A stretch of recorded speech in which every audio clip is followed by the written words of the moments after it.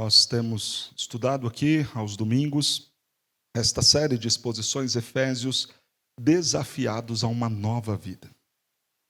Esta é a mensagem resumida, sintetizada nesta frase de toda a carta de Paulo aos Efésios. É um grande desafio para que tenhamos uma nova vida em Cristo Jesus. O apóstolo inicia, do capítulo 1 até parte do capítulo 4, nos apresentando conceitos teológicos abençoadores, na ideia de que somos um só povo, de que fomos chamados para a salvação por uma obra redentora do Deus Pai, Filho e Espírito Santo. E a partir, então, agora da sequência do capítulo 4, do verso 17 em diante, seremos desafiados. É como se nós tivéssemos na estrutura do texto o apóstolo Paulo falando o seguinte: Deus escolheu vocês. Que bom. Deus fez de vocês parte do seu povo. Somos agora a sua família. Temos espaço na mesa para comunhão, para intimidade com o Senhor. Que coisas maravilhosas. Podemos ser um só, uma só igreja. Então vamos ser do jeito certo. Então ele passa a nos desafiar. Diante desta grande bênção, desta grande dádiva, de ser um com Cristo, de fazer parte do corpo de Cristo, de sermos irmãos, de termos sido escolhidos, vamos viver diferente. Vamos viver uma nova vida. Vamos romper com o passado, tema da nossa exposição nesta noite. E vamos viver uma vida de santidade que agrada ao Senhor nosso Deus. Vejamos isso então no nosso texto. Efésios 4, 17 a 24 nos diz assim: Isto, portanto, digo e no Senhor testifico, que não mais andeis como andam também os gentios, na vaidade dos seus próprios pensamentos, obscurecidos de entendimento, alheios à vida de Deus, por causa da ignorância em que vivem, pela dureza do seu coração. Os quais, tendo se tornado insensíveis, se entregaram à dissolução para com avidez cometerem toda sorte de impureza. Mas não foi assim que aprendestes a Cristo, se é que de fato o tendes ouvido, e nele fostes instruídos, segundo é a verdade em Jesus. No sentido de que, quanto ao trato passado, vos despojeis do velho homem, que se corrompe segundo as concupiscências do engano, e vos renoveis no espírito do vosso entendimento, e vos revistais do novo homem, criado segundo Deus, em justiça e retidão, procedentes da verdade. Oremos mais uma vez. Senhor, nós estamos aqui diante da sua palavra. Fala aos nossos corações. Encha-nos com teu Santo Espírito, ó Deus. Nós precisamos disso. Precisamos ouvir o Senhor falar conosco. Precisamos ser advertidos pela tua palavra. Precisamos ser transformados por ela. Então, encha-nos, ó Deus. A mim, para que eu possa expor com fidelidade a Escritura. A meus irmãos, para que eles possam compreender as verdades do texto. Para que eles sejam edificados pela tua palavra. É a nossa oração em nome de Jesus. Amém. Vamos ler juntos o verso de número 22. Este é o verso central, que justifica também o tema da nossa exposição, rompendo com o passado. Leiamos juntos, então. No sentido de que, quanto ao trato passado, vos despojeis do velho homem, que se corrompe segundo as concupiscências do engano. O texto faz um pedido a nós. Romper, despojar do velho homem. Porque este velho homem se corrompe segundo as suas próprias vontades, os seus desejos. Esta é a condição do passado. E o que o texto vai fazer aqui é um contraste. A vida que nós tínhamos antes e a vida que devemos ter agora. Precisamos urgentemente romper com o passado e assumir uma nova identidade. Essa é a divisão do nosso sermão. Precisamos romper com o passado e assumir uma nova identidade. Mas que passado é esse? E o texto vai nos falar a partir do verso 17. Isto, portanto, digo e no Senhor testifico. Veja que é absoluta verdade e certeza. O apóstolo Paulo está convicto de qual era o nosso estado sem Deus. Que não mais andeis como também andam os gentios. É interessante que, quando nós lemos o capítulo 2 de Efésios, é apresentado para nós um estado em que nós estávamos. E aqui, no capítulo 4, é apresentado para nós as atitudes que nós tínhamos. Tanto o capítulo 2, do 1 ao 10, como também o capítulo 4, no trecho do verso 17 em diante, nos mostram a condição anterior. Uma no que diz respeito ao estado nosso, e lembrem-se aí, estávamos aí mortos em nossos delitos e pecados, andávamos segundo as inclinações da nossa carne, do mundo e do príncipe da potestade do ar, Satanás, e éramos por natureza filhos da ira. Então isso era o estado nosso, sem Cristo Jesus. Mas as ações desse homem que está morto em seus delitos e pecados, sendo conduzido pelo mundo, pelas inclinações da sua carne, pelas inclinações e pela vontade do próprio Satanás, sendo ele filho da ira, a condição de ação dele é apresentada aqui. Não mais andem, então percebam que a ideia de andar é justamente a prática, é o dia a dia, é o que costumeiramente se faz. E como costumeiramente este que estava morto vivia e fazia as coisas? Na vaidade dos seus próprios pensamentos, obscurecidos de entendimento, alheios à vida de Deus.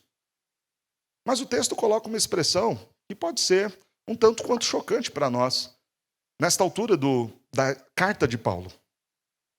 Porque o texto diz assim: não andeis como também andam os gentios. Nós sabemos que até aqui Paulo vem justamente mostrar que a condição de judeus e gentios era a mesma. O tempo todo Paulo veio falando, olha, a barreira que separava vocês, crentes judeus e crentes gentios, foi derrubada por Cristo Jesus. Agora parece que Paulo fala o seguinte: não andem como os gentios. Pode parecer pejorativo. Ora, Paulo está dizendo o quê? Que a vida de um gentio não presta? Então aqueles crentes gentios que estão dentro da igreja não devem ser tidos como bons cristãos? Talvez este fosse um pensamento que nós poderíamos ter, olhando desapercebidamente para o texto. E talvez até incentivando ainda mais a rivalidade que existia entre judeus e gentios dentro da igreja de Éfeso. Mas não é disso que Paulo está falando. Quando nós chegamos aqui no capítulo 4, Paulo já nos ensinou que nós somos uma família. Mostra que aquela divisão da condição de genética, da genealogia de Abraão, aquilo não vale mais na nova aliança. Todos nós agora, judeus e gentios, somos uma só família. Foi isso que Paulo disse na abertura do capítulo de número 4. Todos somos um só corpo, um só povo e uma só família. Para que a gente entenda que sentido é esse que Paulo está dizendo que nós andávamos como também andam os gentios, é importante nós entendermos o que eram os gentios no Antigo Testamento. Porque até aqui, no trato na carta de Efésios, Paulo está falando do gentio como simplesmente aquele que se converteu, que é crente em Cristo Jesus, mas que não faz parte da família de Abraão. Não é um judeu de sangue, mas já é parte do povo de Deus pela fé em Cristo Jesus. Mas aqui ele está se remetendo ao gentio no sentido que era visto do Antigo Testamento. Aquele que não estava inserido nas promessas de Deus. É como se nós falássemos o seguinte aqui: olha, o povo de Deus, formado dos judeus e dos gentios, é agora uma só família. Então pensem que este é o Israel de Deus. Foi isso que Paulo ensinou até o capítulo 4. Mas aqueles que estão fora estão distantes da promessa, da aliança, das bênçãos de Deus.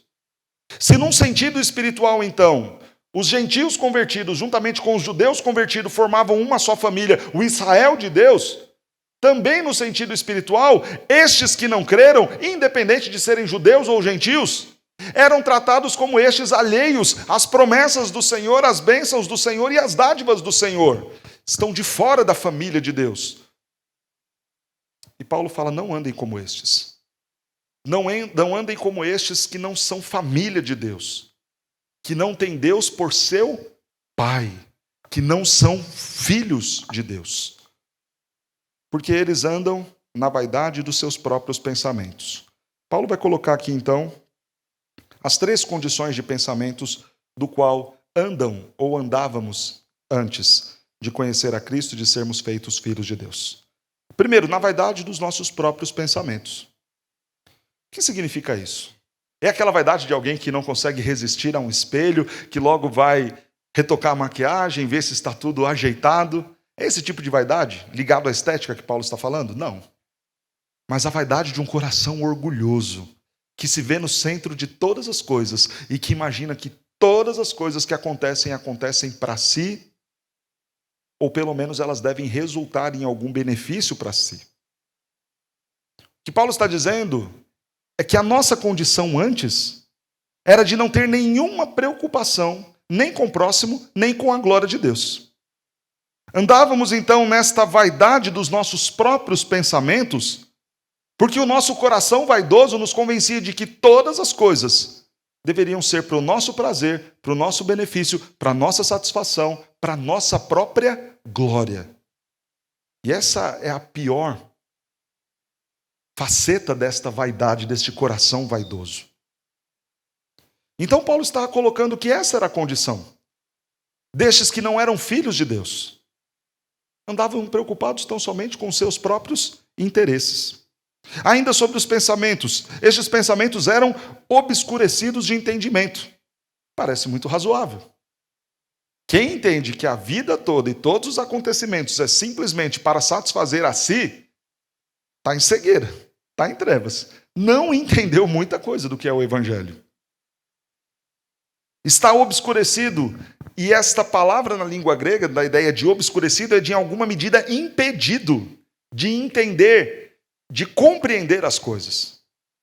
Não é o obscurecido apenas de uma visão turva, de apenas uma visão não tão clara das coisas, mas de uma condição de cegueira tal ao ponto de estar impedido de compreender as coisas de Deus. Não consegue ver aquilo que Deus faz, os planos de Deus, os propósitos de Deus, tudo é para si, tudo é para sua satisfação, e todos têm que atender à sua vaidade. E nessa ideia de progressão, alguém que só pensa em si é como um louco de entendimento e, consequentemente, está alheio à vida de Deus. Está alheio a tudo aquilo que é interessante para Deus. Afinal de contas, se tudo na vida deve satisfazer a mim, as coisas que vão trazer a glória de Deus me são indiferentes. Alheios a tudo aquilo que glorifica o Senhor, alheios a tudo aquilo que em alguma medida trará louvor, honra ao nome do Senhor. Esta era a condição então desses que não são filhos. Daqueles que não fazem parte da família e das promessas do Senhor. Mas por que eles estão assim? O texto vai dizer, no primeiro momento, por causa da ignorância. Não conhecem, não foram apresentados ao Evangelho, não entenderam a sua condição de pecado e a obra salvadora de Cristo Jesus por eles. É por causa, então, desta ignorância que eles pensam e vivem para si. Estão em cegueira e estão indiferentes à vontade de Deus. É por causa também da dureza do coração. Porque alguns até ouviram, porque alguns até conheciam. E talvez Paulo, em especial, esteja falando aqui dos judeus. Aqueles que conheciam as promessas acerca do Messias, que sabiam da necessidade de um Salvador, de um Redentor para o seu povo, mas ainda assim, ao verem Cristo, o negaram, o rejeitaram. Então estes o fizeram não por ignorância, mas o fizeram pela dureza do coração, porque conheciam, porque sabiam e porque viram as obras grandiosas do nosso Cristo. Mas o coração continuava duro. Como é este homem do passado? O que ele faz? Os quais, tendo se tornado insensíveis, se entregaram à dissolução para com avidez cometerem toda sorte de impureza. Parece que o que Paulo nos faz aqui, irmãos, é justamente mostrar esta progressão do estado caído do homem. Este homem que pensa em si, não compreende corretamente as coisas, não tem nenhuma preocupação ou interesse em relação a Deus. O seu coração é duro, ele é ignorante em relação ao conhecimento da Escritura. E aí as suas atitudes mostrarão o resultado de toda essa construção de pensamento apóstata ao Senhor. O que eles vão fazer? Se tornam insensíveis. Insensíveis a quê? Insensíveis ao próximo, insensíveis ao próprio Deus. Porque quando nós olhamos para a lei do Senhor, para os preceitos do Senhor, o que ele nos fala? Ame a Deus e ame ao seu próximo. Mas este está tão obscurecido em seu pensamento e tão apegado a esta vaidade que ele não consegue considerar nenhuma das duas coisas. É insensível à necessidade do próximo, é insensível em relação à vida de relacionamento também com Deus. Então eles se entregam a todo tipo de dissolução. E a ideia aqui é que eles se entregam a todo tipo de imoralidade, de perversão, de coisas que vão ofender a santidade de Deus. E cometem todo tipo de impureza, de pecado, de impiedade.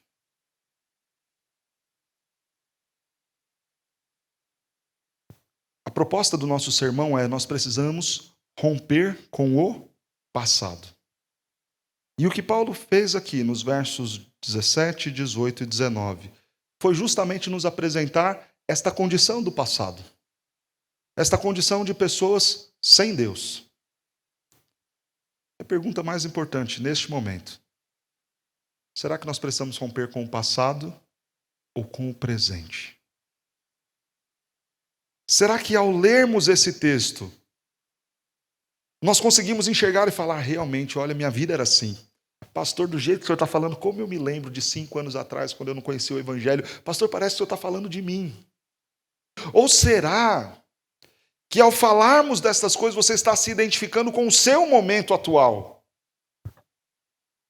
Eu quero dizer, irmãos, que infelizmente, a igreja está cheia de pessoas que ainda não romperam com o passado e que têm esta realidade como a situação presente. Muitos estão indo até Deus, mas com motivações vaidosas. Não estão indo até o Senhor preocupados em bendizer o seu nome, em glorificar a Ele, mas interessados em curas, em milagres, em manifestações extraordinárias do poder de Deus, interessados em qualquer tipo de alívio, consolo e descanso para suas angústias e aflições. Mas eu não estou falando da angústia e da aflição pelo pecado, porque chorar pelo pecado é bem-aventurança. Mas as angústias e aflições dos temores da vida. Então, para uma vida mais em paz, para uma vida sem problemas, com tudo resolvido na família, com a conta cheia de dinheiro, então eu vou para a igreja, eu vou participar da campanha, eu vou buscar a Deus. Irmãos, esta é uma motivação vaidosa, porque alguém que está indo até o Senhor, mas com interesses dos seus próprios pensamentos. Motivado com tudo aquilo que vai lhe satisfazer, não é buscar satisfazer a Deus, agradar a Deus e engrandecer a Deus, mas é simplesmente por meio da sua religiosidade ser agradado ou ganhar algum tipo de vantagem. Será que esta é a sua condição hoje? E qual é o resultado de quem vive assim? Ainda não entendeu o Evangelho. Quando a gente vai pulando de igreja em igreja, atrás de um lugar que nos sirva melhor, nós não entendemos então o porquê fomos chamados. Fomos chamados para servir. Quando nós vamos de igreja em igreja procurando um jeito de resolver os nossos problemas circunstanciais, de saúde, finanças, família, etc., então nós não entendemos o porquê de congregar, o porquê de cultuar. Quando nós saímos chateados de um culto porque nada foi revelado, porque nenhuma profecia me foi entregue, porque nada de espetacular veio para resolver os meus problemas, então o culto por isso não foi bom, é porque a gente não entendeu que o culto é para a glória de Deus, para que o nome dele seja exaltado. E que se em alguma medida, depois do nome dele ser exaltado, nós ainda formos beneficiados, ok. Mas se não, o importante é que o nome dele tenha sido bendito por meio das nossas vidas. Muitos ainda não entenderam, e esta não é uma realidade do passado, talvez seja a realidade presente na sua vida. Mas talvez aquilo que vai mais denunciar se isto que nós estamos apontando é uma realidade do presente ou do passado, é se nós estamos alheios ou não às coisas de Deus. E eu quero que nós pensemos aqui em 4 coisas, talvez, das quais nós estejamos sendo alheios e insensíveis. A primeira e mais séria, a condição do nosso pecado. Se você peca, e aquilo é indiferente para você, você ainda está vivendo como aquele que está fora da aliança. Porque você é insensível ao fato de que o seu pecado ofende a santidade do Senhor e de que você deve viver para agradá-lo. Se as pessoas apontam o seu pecado e você vira e fala, não, eu sou assim mesmo, o problema é meu, Deus converteu meu coração, mas não converteu minha língua ainda, pastor. Deus converteu meu coração, mas ainda não converteu meu temperamento. Então Deus não converteu seu coração ainda. Então você ainda está distante do Senhor, fora da família e fora das promessas dele. Nós não podemos estar alheios à condição de santidade, insensíveis à condição da nossa santificação. Ao pecar, o que deve gerar em nosso coração é pranto, é tristeza, é incômodo. E se isso não está acontecendo com você, é porque você ainda não está inserido na aliança do Senhor com o seu povo, ainda não faz parte da família de Deus, porque o pecado incomoda a qualquer filho. E isso faz todo sentido. Que filho vive tranquilamente sabendo que está ofendendo ao seu pai constantemente? Que filho consegue viver assim? É claro que nós, na condição de filiação terrena, nós chateamos nossos pais, em algum momento. Mas o filho que tem prazer nisso, o filho que não se preocupa se está ou não fazendo isso, que não tem menor preocupação em saber se está agradando ao pai, esse não é filho. Ou este não ama o pai verdadeiramente. Vocês saberão se são meus filhos, se vocês guardarem os meus mandamentos. Como é que nós vamos saber que amamos a Deus? Jesus fala, em João 14. Aquele que tem os meus mandamentos e os guarda, este é o que me ama. Porque se nós amamos de fato ao Senhor, e se nós não estamos alheios à vida de Deus, nem insensíveis, nós vamos considerar com muita seriedade os nossos erros, por menor que eles sejam. Então, aquilo que nós estamos falhando e errando, a gente vai voltar e falar, Senhor, me perdoa, me ajuda, transforma a minha vida. Que eu não quero chatear e entristecer o Pai. A segunda condição do qual, por vezes, nós somos insensíveis é com os planos e os projetos de Deus. Com a agenda de Deus. Às vezes nós somos insensíveis com a situação dos missionários. Somos insensíveis com as necessidades da própria igreja onde congregamos. Somos insensíveis com a vida daqueles que estão lá fora e precisam conhecer o Evangelho. Somos insensíveis com os nossos irmãos em Cristo que precisam de nós para viver bem. Somos insensíveis, então, com as prioridades do reino. A gente consegue investir o nosso tempo, o nosso talento e os nossos recursos em coisas que vão satisfazer a nós mesmos. Mas somos insensíveis no que diz respeito a colocar estas coisas para atender a agenda e os projetos e os planos de Deus. Estamos, então, alheios à vida de Deus. É como se todo o reino estivesse aqui. A seara muito grande, muito trabalho, muita coisa a ser feita. E a gente preocupado. Qual vai ser a nossa próxima despesa? Qual vai ser o nosso próximo hobby? E o hobby no passado era você pegar uma bola velha e ir para a rua e jogar, né? Agora o camarada vira e fala, o meu hobby é aeromodelismo. Tá bom, quanto você gasta num aeromodelo? Eu gasto 8, 10 mil e o missionário lá precisando. Mas a gente está insensível demais a isso. Não, isso aqui é meu lazer. Quanto que é o seu lazer? 10 mil e eu pago mais R$1.000 lá para poder ter uma taxa no hangar e para poder usar lá o negócio e é legal pra caramba. É muito bom, pastor. Eu me divirto com isso. Nós somos insensíveis às necessidades, agendas do reino e urgência que o reino tem para conosco. Não é errado ter lazer, não é errado ter descanso, mas não seja insensível às necessidades do reino. Aplique para a glória de Deus e na agenda de Deus o seu tempo, os seus recursos, os seus talentos. Terceira área onde nós somos às vezes insensíveis e alheios, no cuidado com o nosso próximo. Irmão, se a ordem do Senhor é para que nós amemos a Ele e amemos também ao nosso próximo, por que a gente é tão indiferente com a dor do outro? Por que a gente não se preocupa em orar pelos nossos irmãos? Em ter comunhão com eles, comunhão sincera. Não é a comunhão só da hora do churrasco, mas a comunhão talvez de procurar o seu irmão e falar, irmão, está tudo bem. Irmão, não consigo orar pela igreja inteira, 200, 300 pessoas, é gente demais, mas essa semana eu quero orar por você. Tem algum pedido especial que você queira fazer? Tem alguma situação que eu possa te ajudar? Se você fizer isso uma vez por semana com um irmão seu da igreja, durante o ano você vai ter feito isso por 52 pessoas. E considerando que cada pessoa faz parte de uma família, talvez você tenha atingido a igreja inteira. Nas 200 pessoas que há ali. Então vem cá, olha, eu não consigo fazer tudo por todos. Mas essa semana em especial, nas minhas orações, eu quero lembrar de você. Mas nós somos indiferentes a isso. Insensíveis a isso. A gente vive na vaidade dos nossos pensamentos achando que só a gente tem problema. Que só a gente sofre. Que a dor só chega lá em casa. Que a escassez só chega na minha mesa.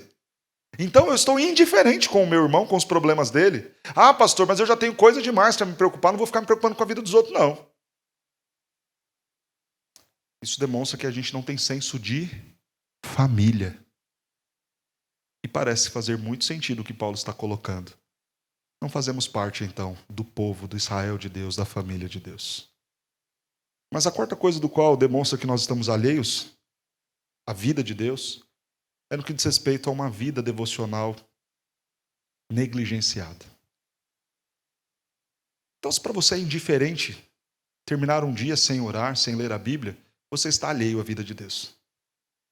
Se para você consegue passar tranquilamente semanas e dias sem congregar, sem orar, sem ler a Escritura, sem estudar a palavra do Senhor, sem ter vida devocional com Ele, então você está alheio à vida de Deus. É como se Ele estivesse ali para um relacionamento com você e você estivesse aqui alheio, ignorando, insensível a tudo isso.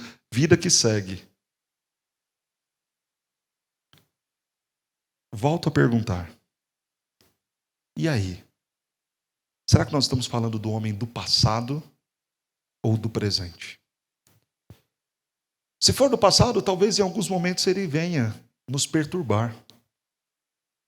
E a gente precisa romper de uma vez por todas com ele. Não dá, pastor, não dá para eu viver nessa inconstância. Ora eu estou lá como parte da família, ora eu estou vivendo como homem do passado. Não. Quanto ao trato passado, vos despojeis do velho homem. Agora, se a situação é esta sua no presente, a sua situação ainda é mais urgente. O quanto antes você precisa se despojar. E a ideia de despojar é jogar fora. É aquilo que não presta, é aquilo que vai ser deixado de lado. Deixe de lado esta vida sem Deus. Precisamos romper com o passado, e nós vimos a condição nossa no passado. O texto agora vai fazer uma transição do verso 20 e 21. Mas não foi assim que aprendestes a Cristo. Se é que de fato o tendes ouvido e nele fostes instruídos, segundo é a verdade em Jesus. Paulo coloca uma expressão aqui, este se é de fato, que é meio ofensivo, né? É como se Paulo estivesse falando assim. Eu estou falando isso para vocês, e se de fato vocês são crentes, vocês estão entendendo, mas se não, é indiferente. Olha que dureza a forma como Paulo trata. Se de fato vocês aprenderam alguma coisa de Cristo, então isso tudo vai fazer sentido para vocês e vocês vão correr para se despojar do velho homem. Se de fato o evangelho já fez sentido para a sua vida. O que me chama muito a atenção aqui é que Paulo não está falando com um grupo de pessoas desconhecidas. Ah, não sei muito bem se aquele povo lá é crente, se eles já aprenderam alguma coisa, se eles já ouviram o evangelho de verdade, então vou colocar o se aqui. Meio que talvez na ideia de dar uma chance, não é o que Paulo está fazendo. Vou dar uma chance, vai que eles não ouviram então, talvez seja a primeira vez que eles estão ouvindo. Não. Éfeso foi uma igreja do qual Paulo pastoreou.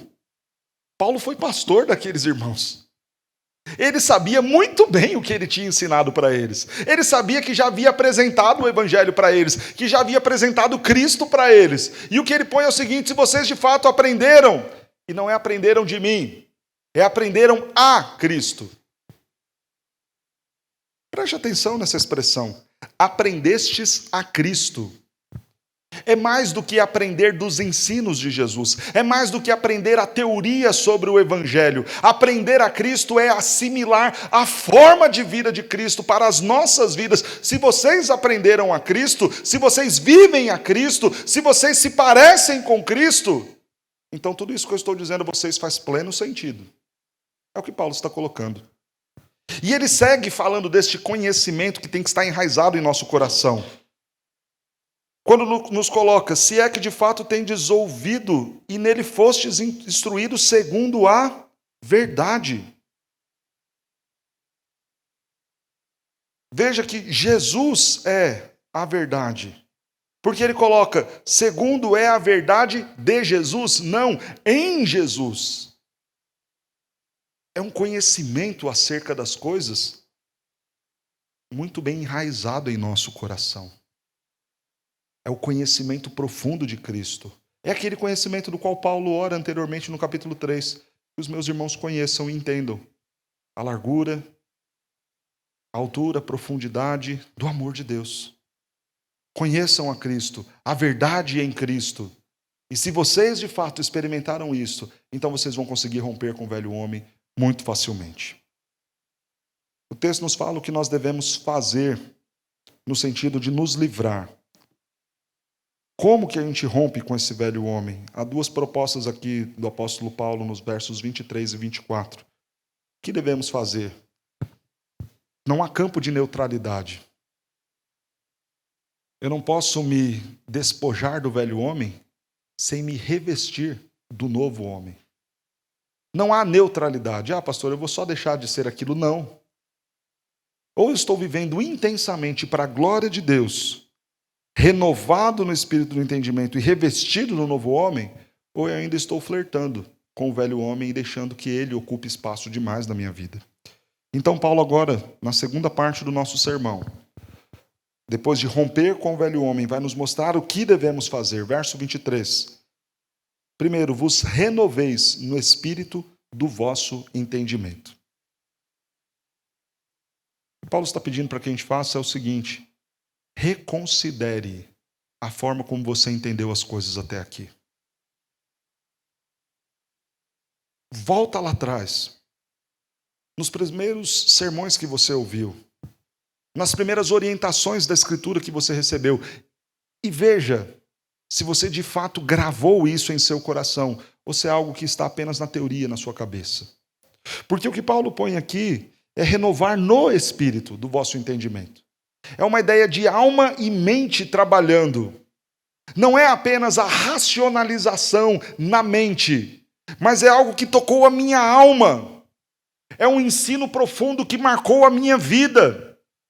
É isso que Paulo está nos convidando a fazer. Buscar a renovação nesse sentido, e nós precisamos dessa renovação espiritual. Em que sentido Paulo está colocando isso? Vamos pensar no Evangelho lá atrás. O que é o Evangelho? O Evangelho é aquele que nos convence, que nos mostra que somos pecadores, que o nosso pecado tem consequências, traz para nós a condenação. Ok, talvez você já tenha racionalizado isso na aula de discipulado lá de trás, na aula de catecúmenos, nos primeiros passos da vida cristã.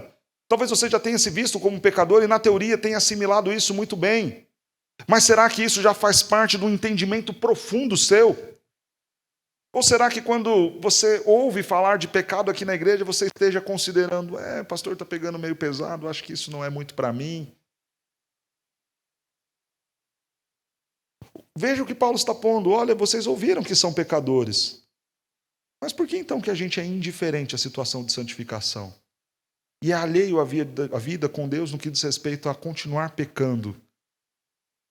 Então repense. Vai lá atrás e veja de fato se você encara o pecado com tanta seriedade. Repense aquilo que você considera sobre a santidade de Deus. Porque é muito fácil cantar: Deus é santo. Santo, santo, santo. Mas eu entendo que diante de tanta santidade, o mínimo pecado meu já torna-se extremamente ofensivo a Ele. Se não, se eu apenas sei a teoria dos atributos de Deus e da sua Santíssima Trindade, se eu apenas sei a teoria da condição caída, dos efeitos da depravação total do homem, então eu tenho ali o calvinismo na ponta da língua, mas tenho apenas as coisas racionalizadas, mas eu não tive a renovação de espírito, não adiantou nada. Pegue então toda a teologia que você tem, pegue então todo o conhecimento bíblico que você tem, e faça com que isso tenha sentido na sua alma e traga mudanças sinceras na sua vida. A tristeza, irmãos, é que nós temos muitos teólogos hoje, gente discutindo com autoridade de todo quanto que é tipo de conceitos teológicos no Facebook. Mas que não tem vida de oração. Não tem vida de integridade moral e ética. Tem conhecimento para discutir arminianismo e calvinismo durante horas lá no Facebook. Mas não tem vida santa. Irmãos, nós precisamos ter Cristo como nosso parâmetro de excelência. Romper com o passado, mas para assumir uma nova identidade. A identidade de Cristo Jesus em nossas vidas. Que Ele nos ajude neste grande desafio. E eu quero terminar dizendo para nós, irmãos, que temos uma grande motivação para isso. Se a cruz de Cristo, se o corpo e o sangue dele não te motivam a ter uma nova vida, não serei eu que vou conseguir te motivar. Não é a Igreja Presbiteriana do Brasil que vai te trazer motivação. Não é uma banda, não é um grupo de teatro, não é um CD novo, não é uma condição financeira melhor. Se aquilo que Cristo fez na cruz por mim e por você não te motiva a viver diferente, a romper com o passado e assumir a nova identidade, então você ainda está obscurecido no seu entendimento. Porque quando nós participamos do pão e do cálice, nós estamos lembrando daquilo que Cristo fez por nós. Por isso, fazer isto em memória. É justamente para nós lembrarmos do que Cristo fez. E esta lembrança nos impulsionar. Ah, Senhor, diante do que o Senhor fez, eu quero viver isso.